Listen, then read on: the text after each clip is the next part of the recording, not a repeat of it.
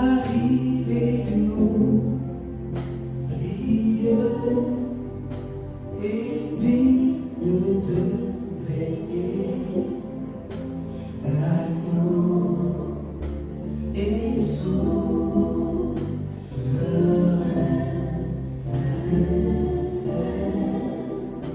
Nous élevons nos voix pour l'adorer. L'agneau est souverain. Est-ce qu'on peut le dire en deux aussi une fois, Alléluia.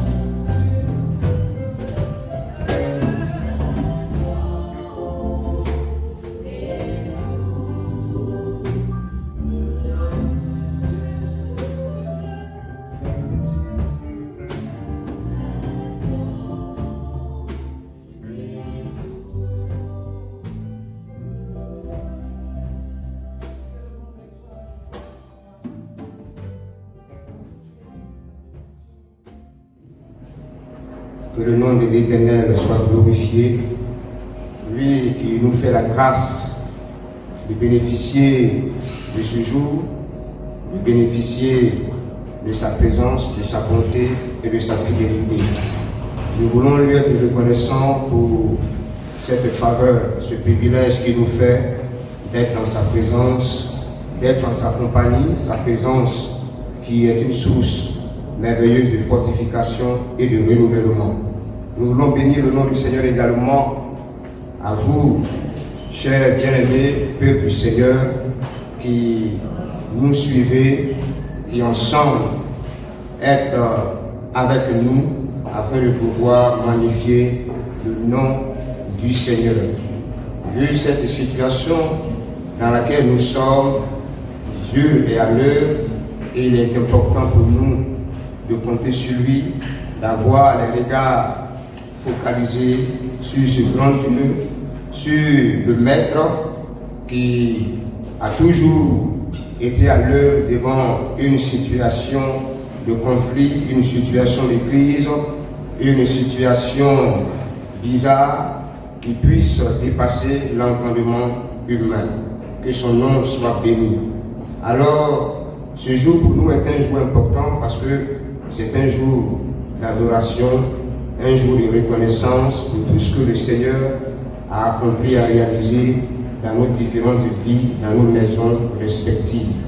C'est pourquoi, bien-aimés, ce matin, nous voulons partager la parole du Seigneur avec vous. Nous voulons apporter la pensée de Dieu afin que, en ce temps difficile, en ce temps de crise, en ce temps où tout semble être freiné, où tout semble se produire à contre-goutte, nous voulons apporter la parole de Dieu afin de pouvoir nous fortifier les uns et les autres. Alléluia.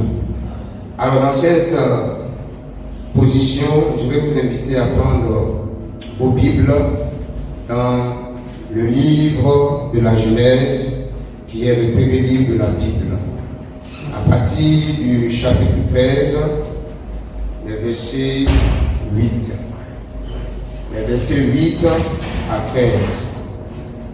Voilà, si vous y êtes, nous faisons la lecture. Il est dit, Abraham dit à Lot qu'il n'y ait point, je te prie, de dispute entre moi et toi, ni entre mes bergers et tes bergers, car nous sommes frères. Tout le pays n'est-il pas devant toi? Sépare-toi donc de moi. Si tu vas à gauche, j'irai à droite. Si tu vas à droite, j'irai à gauche. Lot leva les yeux et vit toute la plaine du Jourdain, qui était entièrement arrosée. Avant que l'Éternel eût détruit Sodome et Gomorrhe, c'était jusqu'à soir, comme un jardin de l'Éternel, comme le pays d'Égypte. Lot choisit pour lui toute la plaine du Jourdain, et il s'avança vers l'Orient. C'est ainsi qu'ils se séparèrent l'un de l'autre. Abraham habita dans le pays de Canaan, et Lot habita dans les villes de la plaine et dressa ses tentes jusqu'à Sodome. Les gens de Sodome étaient méchants et de grands pécheurs contre l'Éternel. Amen. Que Dieu bénisse sa parole, qu'il bénisse l'écoute de sa bonne parole. Bien-aimés, la Genèse, qui est le livre du commencement ou des origines, ce livre-là nous raconte le commencement de la création de la race humaine, du péché des différentes nations de la terre. Et ce livre également nous raconte comment Dieu s'est constitué un peuple pour accomplir les desseins divins. Ce livre également nous révèle l'appel d'Abraham par l'Éternel, avec qui il fit un pacte en lui promettant de multiplier sa descendance jusqu'à faire même d'Abraham une grande nation à qui il va accorder, donner tout le pays de Canaan. Je dirais également que la Genèse ce livre de la Genèse est l'introduction de toute la Bible. C'est la pierre même fondamentale de tout l'édifice de la révélation. Alléluia. Bien-aimés, le thème que je voudrais proposer à cette prédication, à ce message, ne fais pas ce que tu pourrais regretter un jour. Ne fais pas ce que tu pourrais regretter un jour.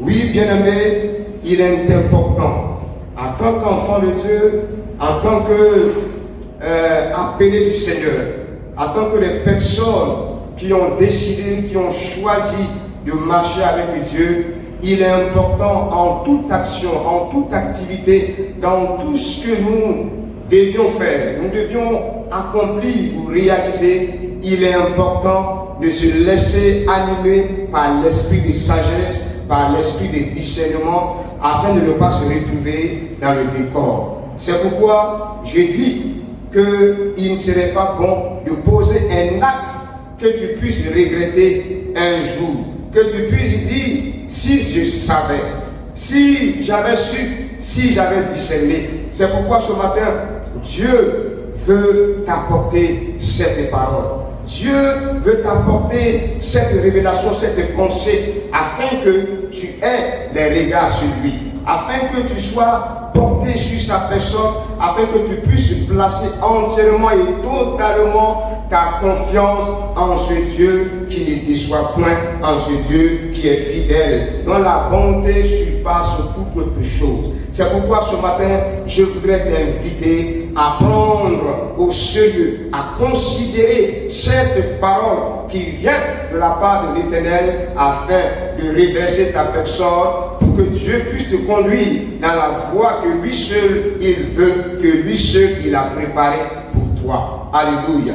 Voyez-vous, la Bible déclare que tous ceux qui ont le cœur pur verront Dieu. La pureté de cœur n'est pas simplement l'absence de péché, mais l'absence de toute autre chose, de toute personne qui cherche Dieu, qui désire Dieu, qui veut que Dieu seul soit lui seul en tous. Un tel cœur, frère, est pur. Un tel cœur peut invoquer Dieu. Un tel cœur peut prier à Dieu. Et dans un tel cœur, Dieu, il y a une complète liberté, une complète action. Le psalmiste pourrait dire, dans le numéro 73, à partir du verset 23, il dit, quel autre ai-je au ciel que toi, et sur la terre, je ne prends plaisir qu'en toi seul. Le cœur qui ne désire rien d'autre, qui ne désire aucune autre personne, un tel cœur peut aimer Dieu. Un tel cœur est pur. Et un tel cœur, bien-aimé, peut être rempli par Dieu. Alléluia. Parce qu'un tel cœur que Dieu peut remplir, c'est ce cœur qui connaît Dieu. Et c'est ce cœur qui fait de Dieu son seul désir. Et un tel cœur est spirituel.